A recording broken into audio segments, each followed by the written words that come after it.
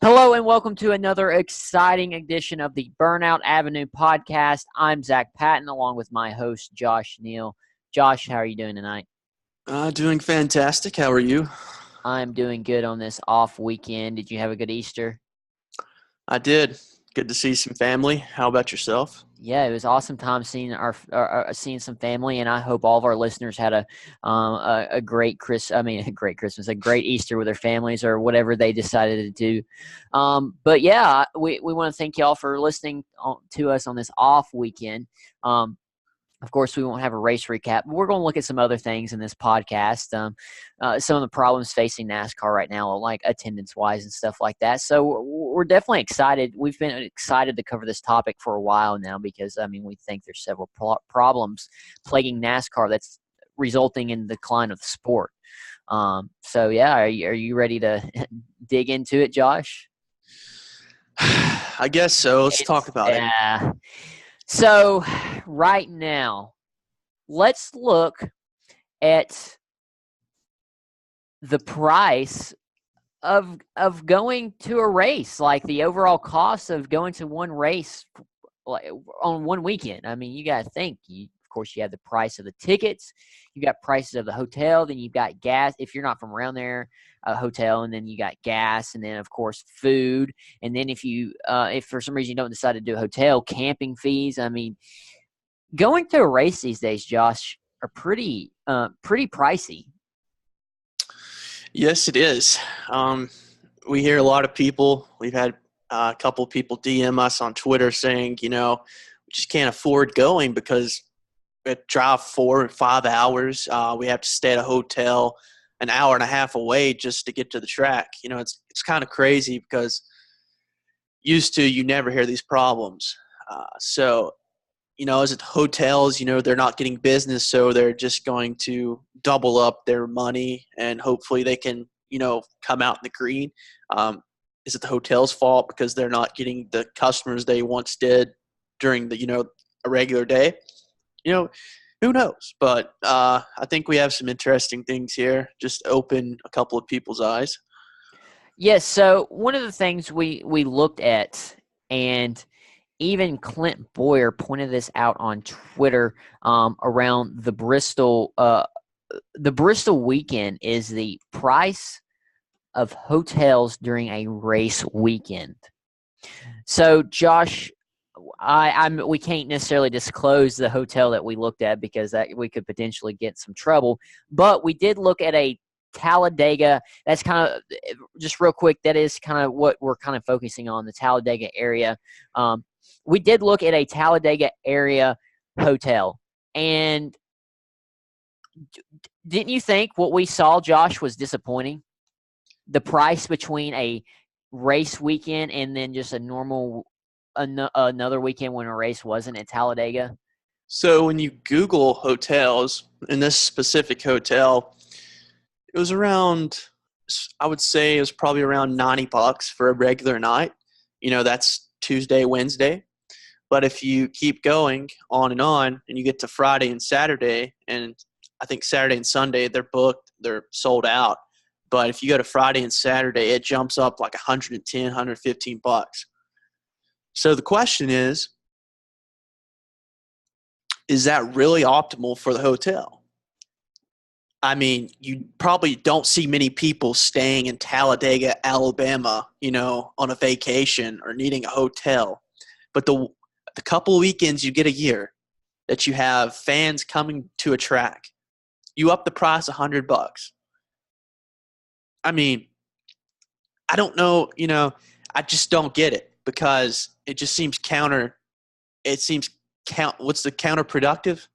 Because you want people to come and stay. So it seems to me like you'd keep your price relatively cheaper and get more people.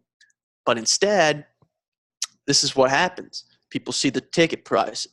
I mean, well, not ticket price, but they see the hotel prices. We can't afford to stay, a 2-bed room. This is what we're talking about. 2-bed is $200 for 2 nights. So if you got kids, if you got multiple people staying, you're going to have to buy another room. So this is adding up. And you can see why fans are getting turned off by wanting to go to a track. And just for instance, I was looking at Bristol hotel prices while you were talking. Um, and this is what Clint Boyer was getting Yep, pissed that's about. what I was about to say. I've got his tweet right here if you want me to say it. Go ahead and say it. Well, so Clint Boyer actually did some research of his own while he was in the Bristol area, and I even have personal experience with this myself. Um, he called hotels in the Bristol area multiple times. Once asking for rates during the race weekend, and then rates not in the walk-ins. Walk-ins on, say, a normal week. Race weekend, $319 for a room. A walk-in during the normal week, $105. That's a 200. And he did two hotels, and it was about the same. It was a $200 difference. That's ridiculous. That is $200 is gas to get there, or part of a flight, or food. I mean, it's a lot of food. I mean, that's a big difference. I was looking at some of the prices near Bristol now, and they're like $80. I see some 60, 65, 70. I mean, it's crazy. Which, I don't know how Talladega compares to Bristol, but I know Bristol area from being around there.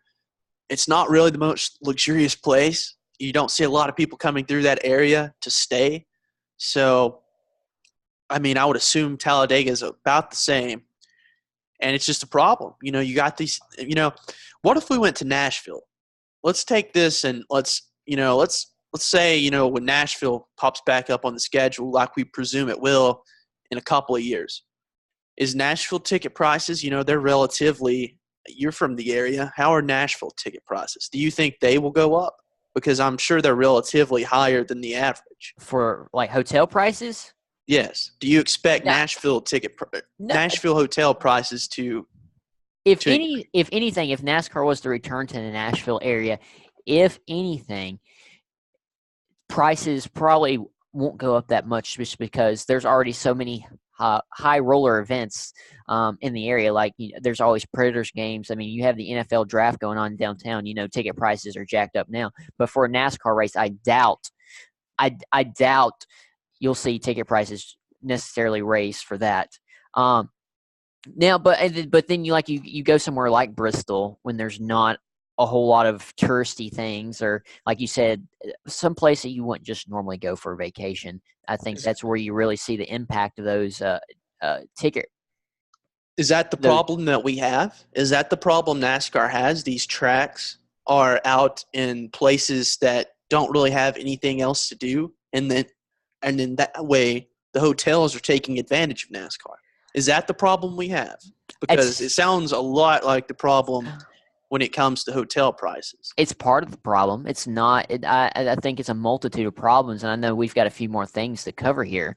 But I think all of these problems, these multiple problems, all combine to make one overall problem that's hurting NASCAR. And I think NASCAR is going to have to figure something to do about it.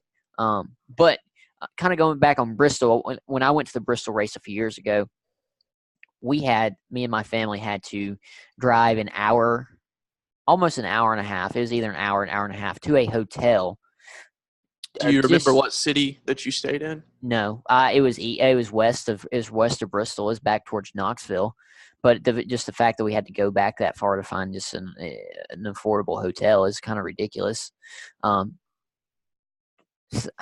just, at the end of the day, it's disappointing that it's like this.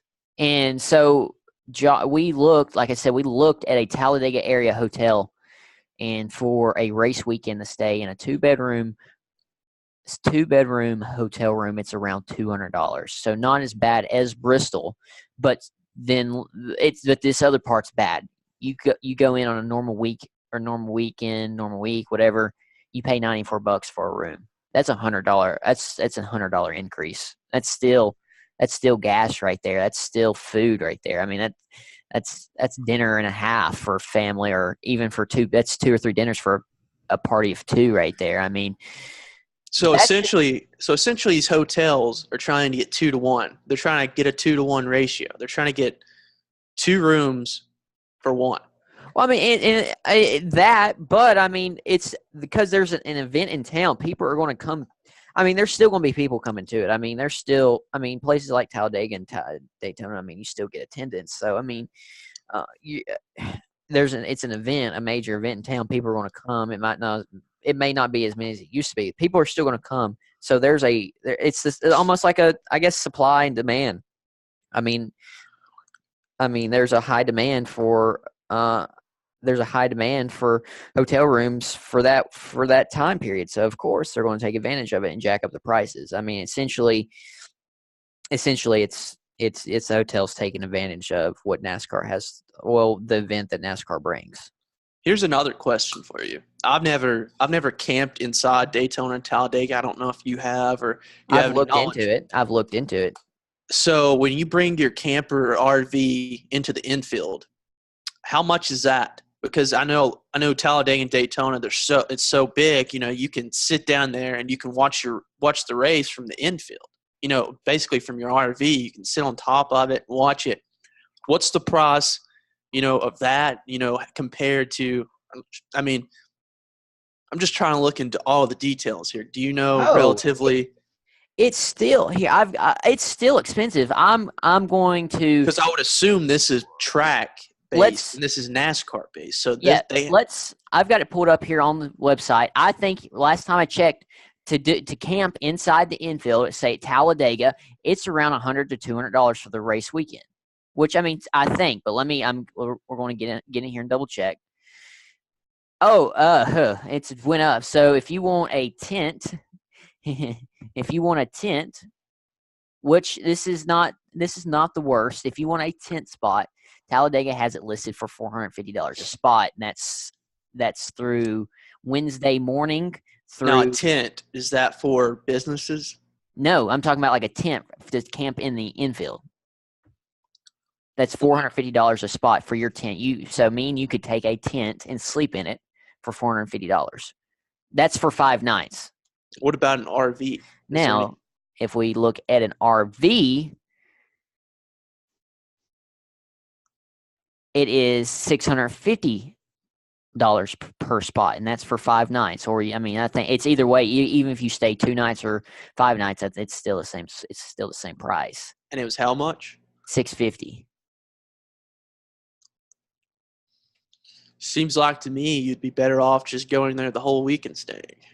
If you have that capability, like if you have the capability, and I mean, I think that's what I think there's a decent amount of people, who just don't even get tickets necessarily watch the race. They just camp in the infield because, I mean, Talladega is notorious for the nightlife there in the infield, but still, that's expensive, $650. I mean, but I mean that's still at $200 a night for a race weekend. I mean, if you stay 2 nights, I mean, that's $400 then on top of your race tickets. But if you have an RV and you can enjoy watching it from the infield, you can pay $650 and bring your RV, and I think still be near the same. Gas, of course, is going to be a lot more expensive because you're pulling a trailer from wherever you're coming from. So, I mean, it's still expensive. Either way you look at it, it's expensive. So let's play hypothetical here. Assume we're staying at that hotel with 2 bedrooms. That's how much? How much is that for the 2-bedroom? $200 a night. Okay. Around $200 a night. So if we have a family of 4, a mom and a dad plus 2 kids. So we got $200 a night. We're going to assume the mom and dad sleep in bed 1. We're going to assume the 2 kids sleep in bed 2. It's $200 a night for, let's just say, we're going to say that Saturday and Sunday. Yeah, we're going to say they come for the. Adult grandstand seating for Sunday is $65.95. So let's just say $75. So you take that. I'm going to add on the calculator here. You got $200. These are the cheaper tickets at Talladega. Okay. Correct. $200. Right? It just says Sunday grandstand seat. I would assume so. Grandstand is probably the crappiest of all, but so we got plus 75 right there. You're at $350. This is just for Sunday. Now, if you're going Saturday, one would assume you want to watch the Xfinity race, but we Yeah. won't say anything about that. So 350 with the now we add 60 to that for the two kids, and you get 410. You're at 410, and that's just staying the night 2 nights, and that's for tickets for the Sunday race. So you're at 410. So essentially, this could be like a vacation almost. Now, is Talladega, Alabama, where you want to take your kids for vacation? I would argue no, but I'm not seeing Saturday. Is there Xfinity race? I'm pretty sure there is this week. It might just be a truck race. I can't remember, but either way, it should be on Saturday. Oh wait, hold on. Yeah, there should be. Yeah, there's Saturday a truck reserve race. seating. There's a truck race on Friday and an Xfinity Series race on Saturday. Okay, so Friday general. Okay, so we're at 410. Let's say that everybody wants to go to the Saturday Xfinity race. Grandstand's 45, so we're going to kids are free. So you're just going to add 90 to this. So that's $500 plus food, plus gas, and you're looking right at $650, I would say. That's for a mom, dad, and two kids to go to the race. Yeah, to Talladega, Alabama. Not the most luxurious place in the world. That's that's insane. And those are cheaper tickets too. Like you want to try to go to the tri-oval. Like if you want to get tri-oval, the upper tri-oval, they go from they start at 145. Lower tri-oval, they start at 105. Start finish line, lower grandstand $95. Upper grandstand 145. Birmingham Tower 150. OV Hill South Tower 155 per ticket. Those ticket prices are just expensive. So this is a multitude of problems running into one. And this is, we're not even looking – we're just looking at hotel and ticket prices. That's just for the staying the weekend. We haven't even talked about the product on the track or anything else. But $650, I mean, if you wanted to stay Friday, you're looking at another night of bed or, of room and board and stuff like that. You're talking about food, you could be looking over $700. It's outrageous, and being from the Bristol area, I'm going to assume, and I'm going to say this, no offense to the area because I grew up there, but I don't think that if I was out of area that I'm going to spend near $600 to go to Bristol, Tennessee. Just knowing what I know, I'm not spending that money to go to Bristol, Tennessee. So, I mean, you could take that money and that could be a chunk out of a vacation to a beach or something. Yeah, I mean, I would much rather go to the beach. I'd much rather sit on my couch and watch the race. So it just opens up a number of other questions. Do we expand to a NASCAR network where you subscribe to 10 months? I mean, $10 a month. That way you can get some revenue for the people sitting at home watching it. Would people be willing to would people be willing to pay $10 a month to watch 3-4 races, cup races plus Xfinity? Do you make a motorsport network where you add, all sorts of touring series across the country? I think, we're going to a time where everything's digital. We've got to find some way to connect all the motorsports, because you could argue in a way all motorsports are dying at the top level anyway. The local stuff will never die, but more exposure, we got to, there's places out there that you can watch free races like Speed 51, I think's what it's called. But yeah, we $650, $700, $600, please. I mean, I'm just not going to pay that, if I have a family and kids, unless I make 6 figures a year and I can afford it. But, we're talking about the NASCAR fan. I would assume a NASCAR fan is mid-level. Like you said, your average NASCAR fan, I think, is blue collar and probably works. I'm not going to necessarily say works paycheck to paycheck, but probably works hard for his money. Probably is somewhat conservative with the money. I mean, I'm not saying every NASCAR fan's like that, but I'm just not. I'm going to say the average NASCAR fan cannot take a family of 4 to multiple race weekends a year. I think they're going to struggle. They're struggling to get to one, and I think there's a few different things NASCAR could look at doing to maybe combat some of these problems. One that I've thought about dealing with the hotel prices.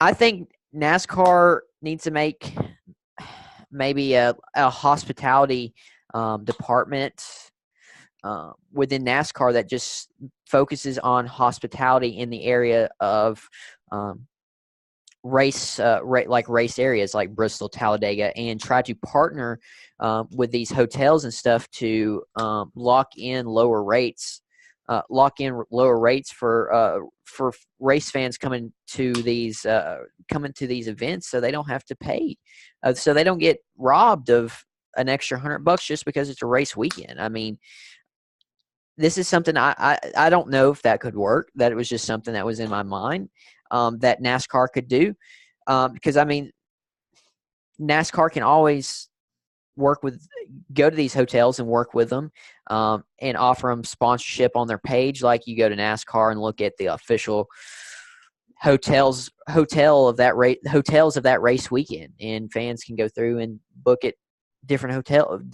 those different hotels at locked in rates that aren't through the roof. I don't know if you like that idea, Josh, but that was just one idea I thought of when I was thinking of ways to combat this hotel problem. I mean, it's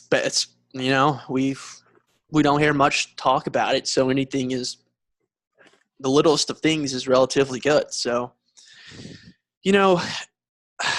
do you, like you said, do you make a new department to just try to fix these hotel problems?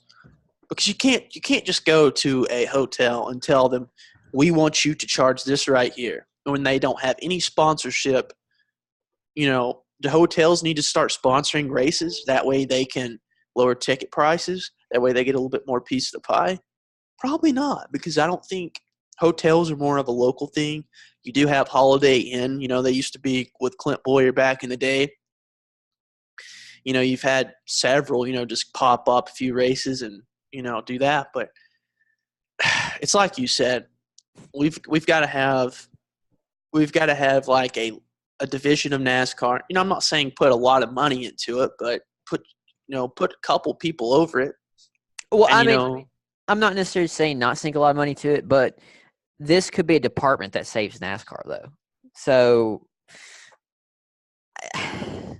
I don't know. And two, well, you go ahead and finish what you're going to say before I kind of.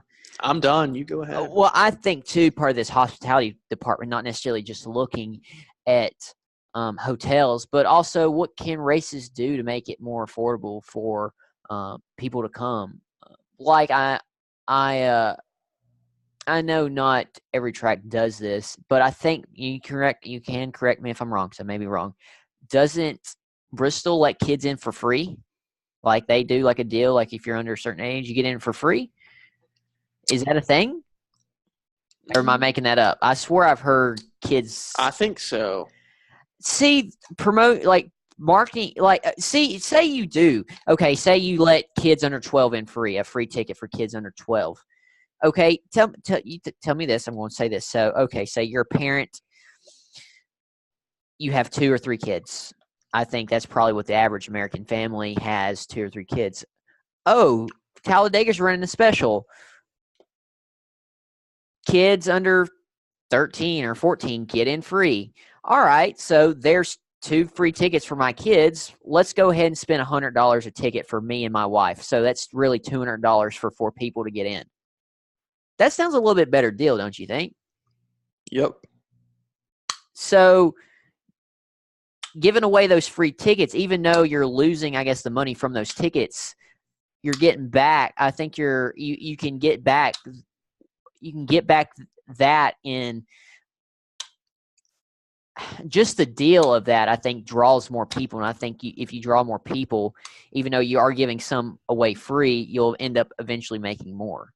Do you understand what do you understand what I'm talking about? I don't know if I'm communicating that clearly. No, I agree. So, I think that's something like things like this, and that might not.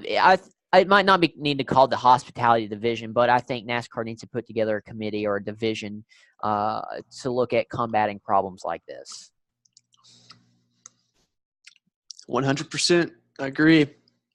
And there's many fans that would back us on this. I think so too.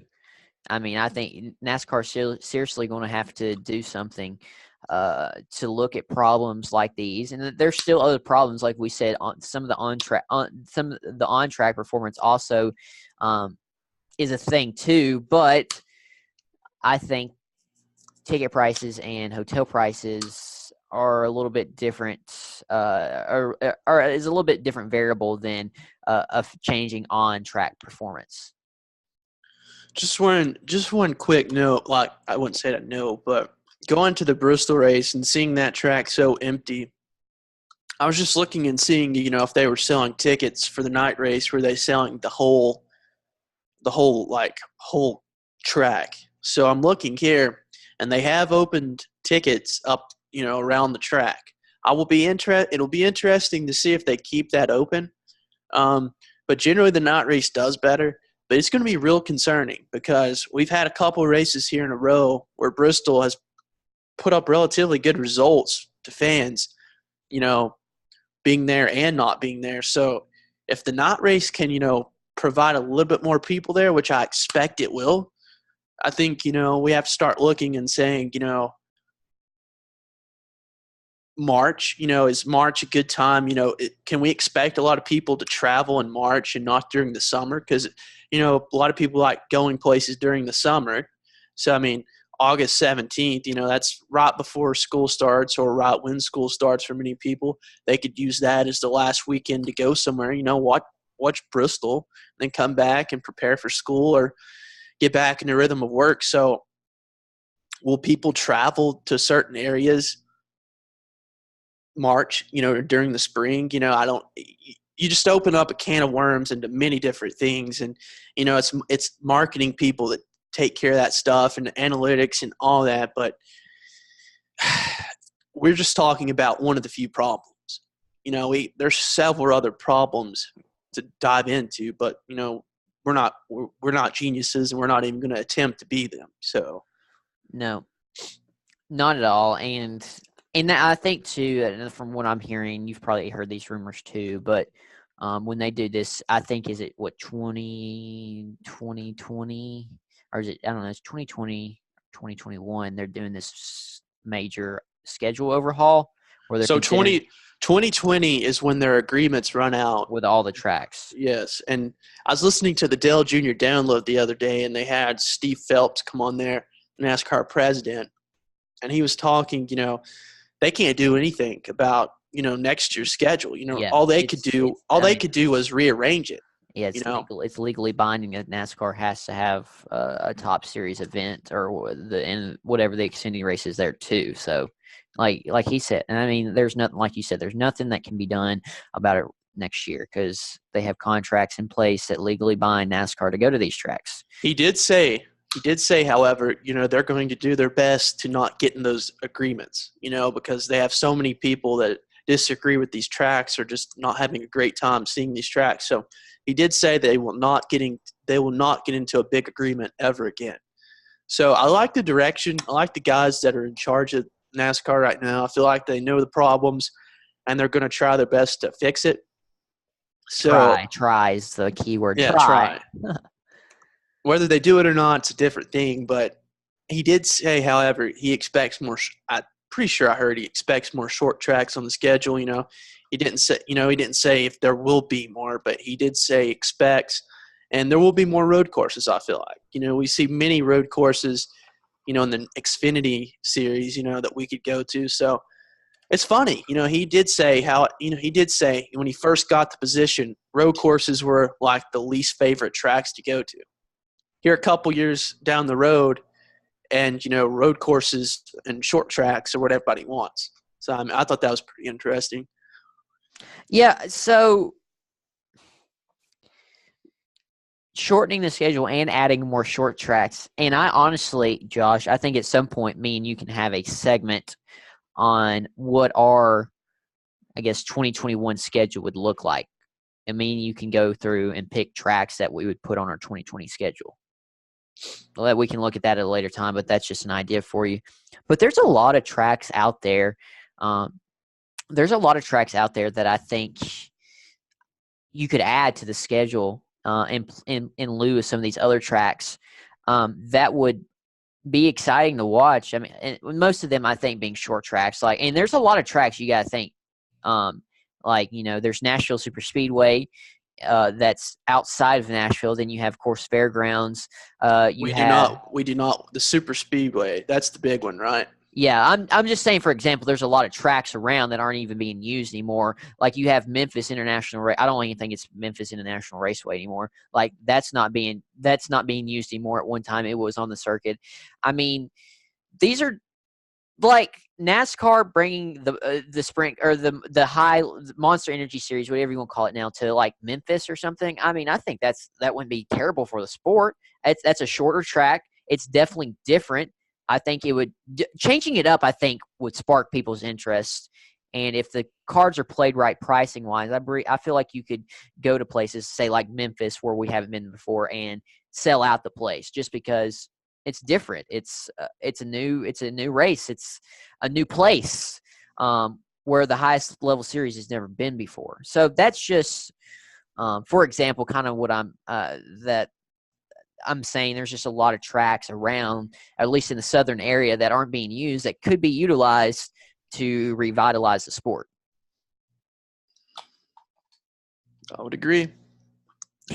So that's just for example. I'm not saying go to Memphis or come back to Nashville Super Speedway or do the fairground. I think it'd be cool to see Fairground Speedway back on, but I just would think the way things are going with how liberal Nashville is, I just don't see them. From what I hear, it's just the leaders in Nashville do not want to put money back in the Nashville Fairground Speedway, which is kind of disappointing. It's kind of crazy, but the award ceremony is coming to Nashville. So yes. So maybe that can help bring a push or something. But no, that's just what I'm saying. And for an example, like being able to change up this, and I think that's a good thing too. How NASCAR doesn't want to get in these long-term contracts with these tracks, so they can go to different places like that. So, but I mean, I think there's tracks on the schedule that you have to have every year. Definitely not every one we go to. Not every race has to have two races, and not every racetrack has to have two races. So no, that's just kind of the point I was getting at, Josh. I agree with you. So I mean, do you have any ideas off the top of your head, or what do you think about? I mean, what you got any ideas? For what exactly? I guess when they do get out of this contract law, kind of what to do and what direction to go in. I mean, you got to leave some 1.5 mile tracks. I mean, you just can't do away with them as much as I hate them. There's some, like you said, I think you have to have in there. You're going to keep Las Vegas. I think Las Vegas and Texas. So, I mean, I think you got to keep that'd be at least two I kept in. I would keep Kentucky. Atlanta, I've never been a big fan of. They won't even redo their surface. So Atlanta is historical to NASCAR, though. That is the only thing. I mean, you got plenty of historical tracks that got kicked out. That is true. Ago. I'd like to see races back at like Rockingham, and I heard races. I heard races at Rockingham were pretty good back in the day. And if you've ever read that story on what happened to that track, it's a pretty sad. It's a pretty disappointing. It's a pretty disappointing way all that went down and how Rockingham got took off the schedule. I don't know if you've ever read it, Josh. I have not, but when they always show these best finishers, there's quite a few that pop up from there. From Rockingham, yeah. Basically, what had happened was Don't exactly quote me on this, but I'm pretty sure it was Texas. A stockholder, someone who had stock in Texas Motor Speedway. I think it was. It's. I don't know if it was Texas. I think it was Texas. Had stock in Texas Motor Speedway. Was getting into it with NASCAR about getting Texas put on the schedule or a second Texas race put on the schedule. So they ended somehow. It all got turned around where either Rockingham got sued, the owners of Rockingham got sued, or NASCAR. It was either NASCAR got sued and they took Rocking. That was the one they chopped. But I think it had something to do with it was Texas versus Rockingham. I think it was those two parties, and Rockingham got the axe, and then there's no more Rockingham. I mean, it's still there, of course, but I think it's in pretty poor shape. I mean, what a disappointment. That's just to put Texas. I mean, I honestly, if NASCAR said they were going back to Rockingham, I would look at it. I would look at going to that race. I mean, I'd definitely watch it just because that's like tracks like me and you hear and see videos of from back in the day. Like that's a track that this, I guess, if the earlier generation of NASCAR hasn't really seen. Like me and you have never seen a race at Rockingham. I just think things like that would spark the interest back in fans. I think even older fans would be excited to see a race back at, say, like Rockingham.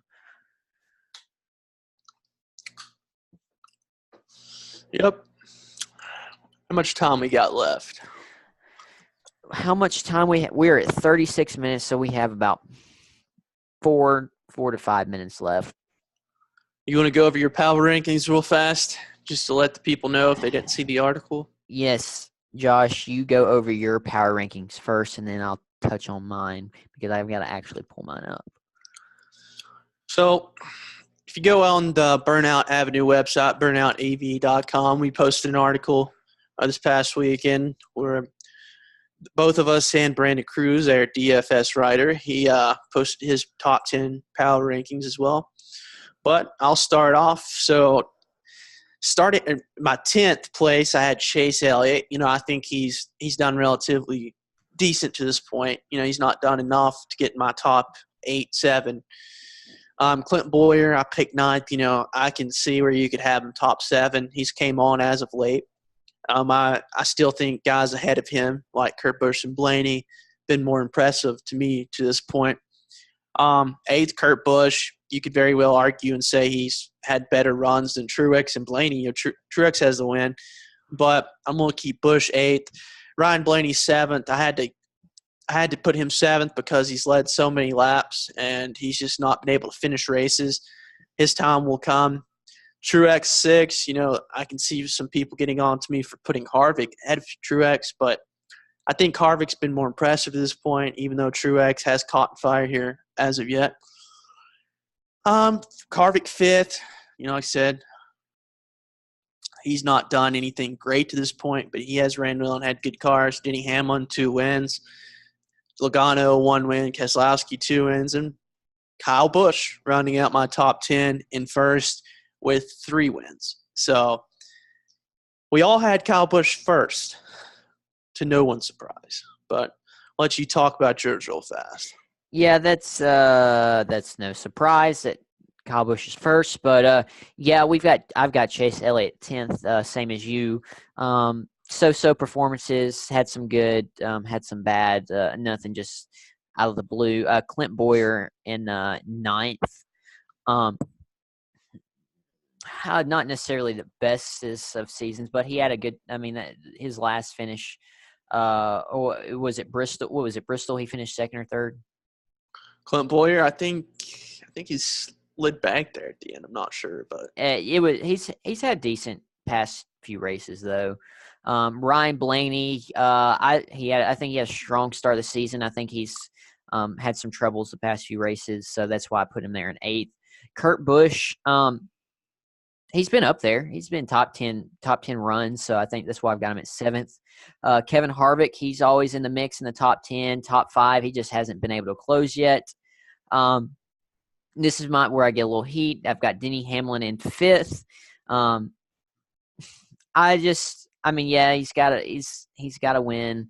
He's got two. He's got a win or two, but I've got him sitting there in fifth just because I've got Joe Logano and Martin Truex Jr. in third. And the Martin Truex Jr. pick is kind of my wild pick. I think after coming off that win at Richmond, Martin Truex is really going to catch fire here and is going to start picking up some wins. And he's, I think from here on, I'm hoping from here on out, he's going to be a contender for a win every weekend. So that's kind of why I gave him the benefit of the doubt and put him up there in third over Joey and Denny just because of Martin's recent finishes. And then, of course, just Brad Keselowski sitting there in second, just multiple wins, just always that Penske car is always in contention for a win just about every weekend so far.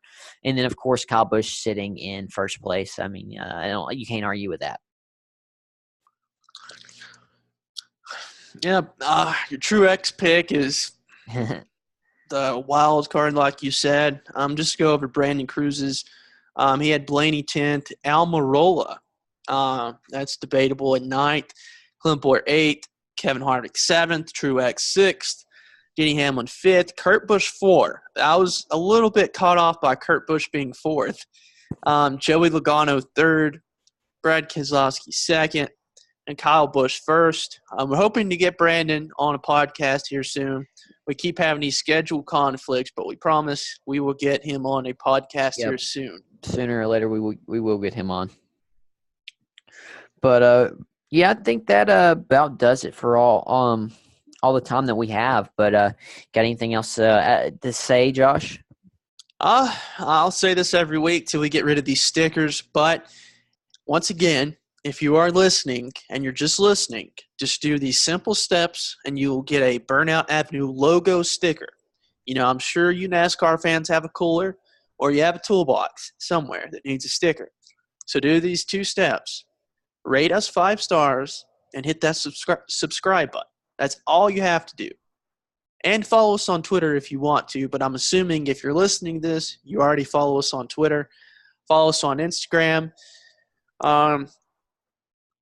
That's about it for me. That's it about, yeah. Well, I mean, if that does it for you, that does it for about me. So, yeah, just a reminder, do those things, and we'll be happy to send you out a sticker. We've sent out a few already. Follow us on Instagram and Twitter at Burnout Avenue. Check out our website with all of Josh's blogs. Our website's www.burnoutsave.com. That's AVE. And yeah, it's been another great show. I think we covered some pressing points in NASCAR, and we hope you enjoyed the off weekend like we did. So yeah, so we will get back to the normal routine next weekend or next week. So we'll see you then.